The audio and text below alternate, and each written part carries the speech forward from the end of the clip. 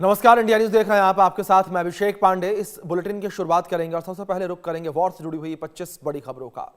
अमेरिकी हमले के खौफ से बंकर में छिपे खामेनेई पिछले 7 महीने में दूसरी बार खामेनेई के अंडरग्राउंड होने की खबर ये निकलकर सामने आई है और साथ ही साथ पिछले 7 महीने में ये दूसरा मौका है कि खामेनेई अंडरग्राउंड हुए हैं और उनके अंडरग्राउंड होने को लेकर ये बड़ी जानकारी निकलकर सामने आई है। जिस तरीके से अमेरिका लगातार खामेनेई के ऊपर, ईरान के ऊपर दबाव बना रहा है, इस दबाव के बाद ये बड़ी जानकारी निकलकर सामने आई है।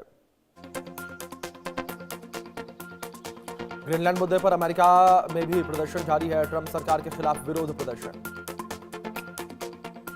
ग्रीनलैंड को लेकर डोनाल्ड ट्रंप का विरोध जारी है। ग्रीनलैंड की राजधानी में हजारों लोग इकट्ठा हुए। ग्रीनलैंड बिक्री के लिए नहीं है, नारे लगाए गए।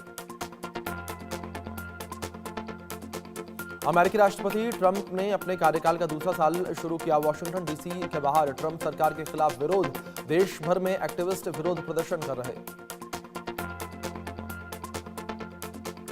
स्विट्जरलैंड के दावोस में हुई पाकिस्तान की बेइज्जती। पश्तून और सिंधी लोगों का पाकिस्तानी सेना के खिलाफ विरोध प्रदर्शन। खैबर पख्तूनख्वा में बेगुनाह नागरिकों की हत्या का लगाया आरोप। अमेरिका के बॉस्टन में भी सरकार का विरोध। अमेरिकी शहरों में आतंक का विरोध। खड़े हो जाओ, वापस लड़ो के नारे लगे। पेरिस में होने वाली G7 की इमरजेंसी मीटिंग में शामिल नहीं होंगे ट्रंप। मैक्रों कर रहे हैं मेजबानी। ट्रंप की धमकियों के बीच पीएम कार्नी का बड़ा ऐलान। ग्रीनलैंड विवाद पर हम डेनमार्क के साथ। दावोस में कनाडा के पीएम कार्नी ने किया ऐलान। भारत पाकिस्तान टकराव पर ट्रंप का दावा। बोले कि हालात परमाणु जंग तक पहुंचे थे, मैंने बड़ा संकट टाला। मानवाधिकार संगठनों का खामेनेई पर बड़ा आरोप। आंदोलन को खत्म करने के लिए पुलिस ने किया दमन।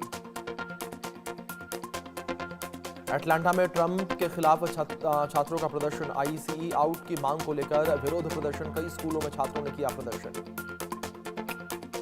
बांग्लादेश में हिंदुओं पर अत्याचार लगातार जारी। छात्र को मुसलमानों ने जिंदा नदी में फेंका। हाथ पैर बांध कर नदी में फेंका। भारत और बांग्लादेश के रिश्तों के बीच आया नया मोड़। ढाका से राजनयिकों के परिवार को भारत वापस बुलाया गया। ईरान में 28 दिसंबर से जारी हिंसक प्रदर्शन में अब तक 5000 लोगों की मौत, इनमें करीब 500 सुरक्षाकर्मी शामिल।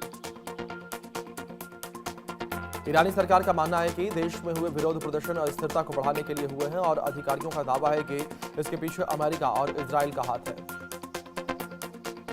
ईरान सरकार ने प्रदर्शनकारियों के खिलाफ शुरू की कार्रवाई। पुलिस प्रमुख ने प्रदर्शनकारियों को दिया 3 दिन का अल्टीमेटम। ईरान में हुए प्रदर्शन करने वाले लोगों को 3 दिनों के भीतर सरेंडर करना होगा, नहीं तो उनके खिलाफ सख्त कार्रवाई की जाएगी। ईरान के पुलिस के प्रमुख अहमद रेजा रादान ने कहा कि दंगाइयों के खिलाफ व्यक्तिगत रूप से एक्शन लिया जाएगा।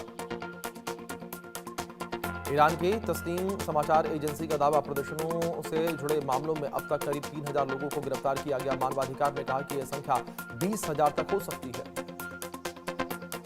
ईरान के सुरक्षा बलों ने विदेशी आतंकवादी संगठन से जुड़े हुए 2 व्यक्तियों को गिरफ्तार किया है। मंत्रालय का दावा है कि हिंसा के दौरान दोनों ने साजिश रची।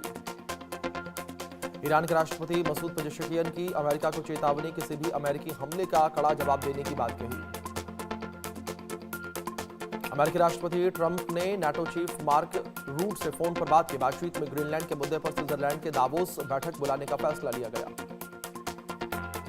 ट्रंप ने अपने social media platform truth social पर शेयर किया मैप, जिसमें कनाडा, ग्रीनलैंड और वेनेजुएला को अमेरिका का हिस्सा दिखाया गया। इजरायली प्रधानमंत्री नेतन्याहू ने कहा है कि कतर और तुर्की की सेनाएं गाजा में कदम नहीं रखेंगी और बोर्ड ऑफ पीस में शामिल करने पर भी आपत्ति जताई। इजरायल ने यूएन की राहत एजेंसी के ऑफिस पर बुलडोजर चलाया और अब तक मदद पहुंचा रहे 37 संगठनों को लाइसेंस रद्द किए गए। UNRWA ने इसे अंतर्राष्ट्रीय कानून का उल्लंघन बताया।